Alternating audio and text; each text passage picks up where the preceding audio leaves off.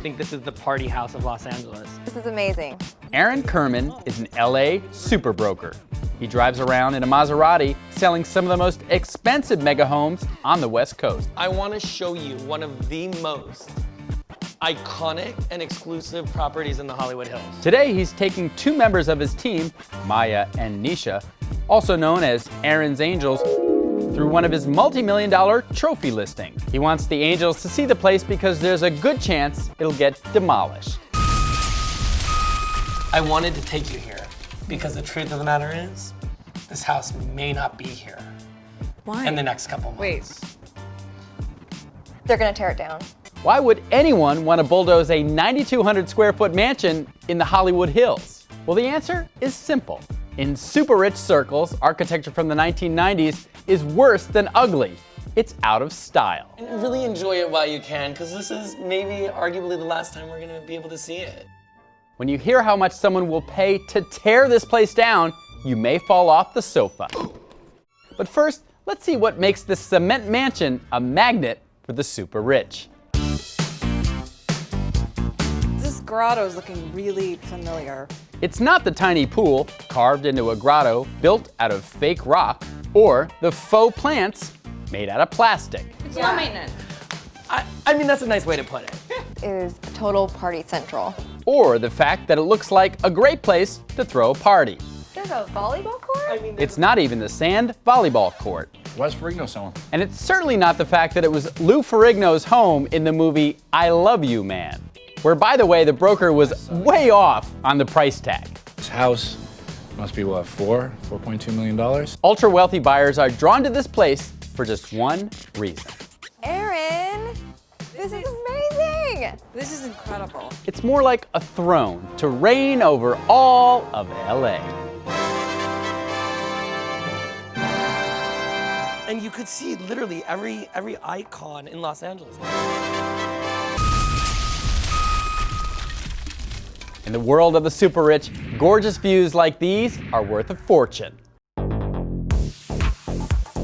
The current owner, who asked us not to use his name, bought the place in 2002 for $4.4 million. Since then, the market for high-end homes has skyrocketed. So where are we at on this property? So here's where we are. You know, we put this on the market at $20 million, and we got multiple offers at $16 million, $17 million, $18 million. So the current owner could sell it for more than 4 times what he paid. But He's hesitant to let it go. in other words, he wants a lot more money. Like every creative agent, what did we do? We upped it up to, guess what number we brought it to? 25? This is why you're making somewhere the around there. When Aaron couldn't get a $20 million offer on the house, instead of lowering the price, he jacked it up. The new asking price, $35 million. The way to get it? Throw in something the super rich can't resist. More dirt. This house is currently listed at $25 million, and the lower lot is listed at $10 million. So it's a combined total package of $35 million, essentially for dirt. Combining the two together is attracting super wealthy buyers who want to own the entire hilltop. Here you could build upwards of a 25,000 square foot house, infinity pool, tennis court. You could walk around naked. That's true. But although the entire city is going to see that. So talk about being king of the hill. Actually, queen of the hill. A few weeks after our shoot, Aaron sold the place for $30 million. $20 million for the house and $10 million for the lot below. The buyer, Megan Ellison, the big-time movie producer and the daughter of Larry Ellison, the third richest man in America. Well, let me just take all of this in before it's all. No clear plans on whether Ellison will bulldoze the place, but industry insiders say it's very likely. That's right, a $30 million teardown.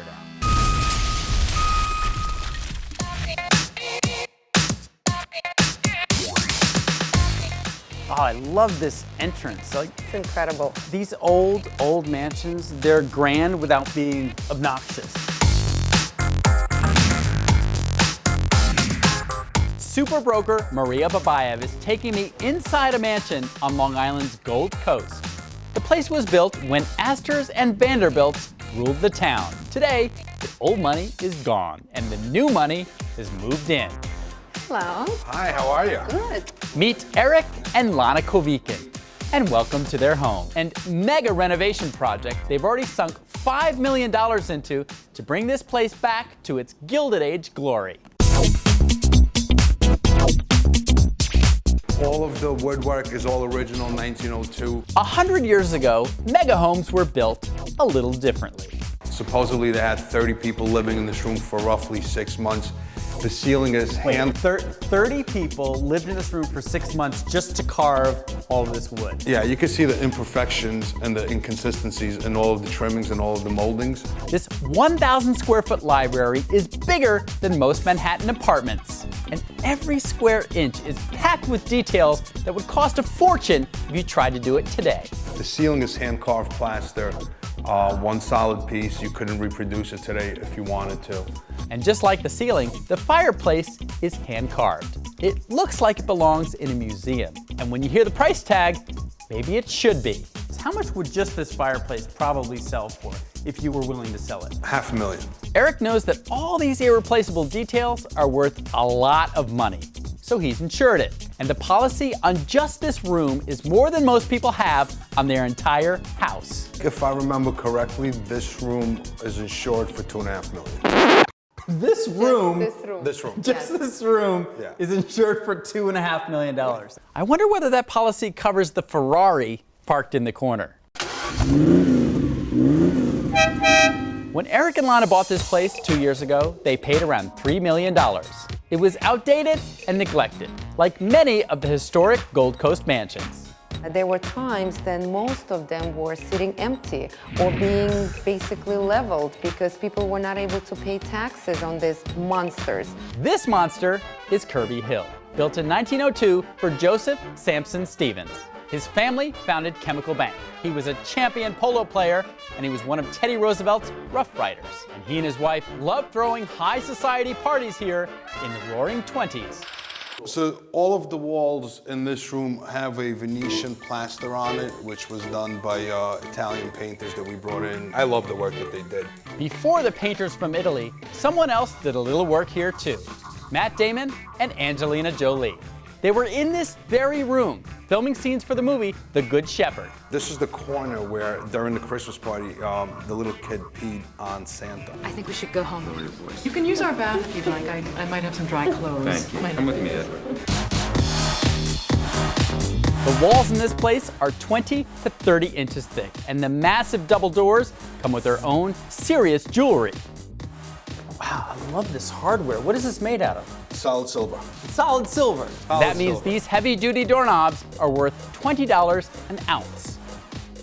So this is the main dining room. This is the main dining room. This came with the house, and we're trying to verify, but it looks like it's an original early 1900s Baccarat chandelier. To give you an idea, a Baccarat chandelier like this made today would cost you at least 100 grand. So if this turns out to be a 100-year-old original, it'll be worth a small fortune. What's amazing to me is I go into so many of these grand kitchens that have never been used. Do you guys actually cook in here? Every Sunday, 16 people. At the time that this place was built, all of the cooking took place in tiny servants' quarters. Today, you can't sell a mansion without a huge kitchen. So Eric and Lana turned their entire service quarters into the kitchen. I have a lot of clients that do have $500,000, $600,000, $700,000 kitchens, and then they still go out for dinner. So this is the master bedroom. This is extraordinary. And this you have a dressing area here. Is this a two-story dressing area? Most people have closets for their clothes. The wealthy have walk-in closets. Lana has a walk-in wing that spans 2 floors. This is a 2-story closet, which collectively is probably around 1,500 to 2,000 square feet. And the stuff hanging in the closet is even more impressive. Wow, look at those shoes. This one is filled with Christian Louboutins and $1,500 Giuseppe Zanottis. This is actually the most expensive part of the house. Everyone thinks it's the library. By no means.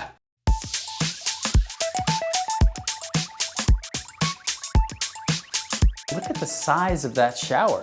Your whole family, 16 people, could come over for dinner and then take a shower together. That's what I do. I stick them in the shower first. Oh, I see, okay. Everything in this house was updated, and they didn't go cheap. Hey, you missed a spot. Do it again. They all must have hated you. Yes, they all hated me. So 2 years after buying the place and putting $5 million into it, Eric and Lana finally have their dream house, right? Wrong.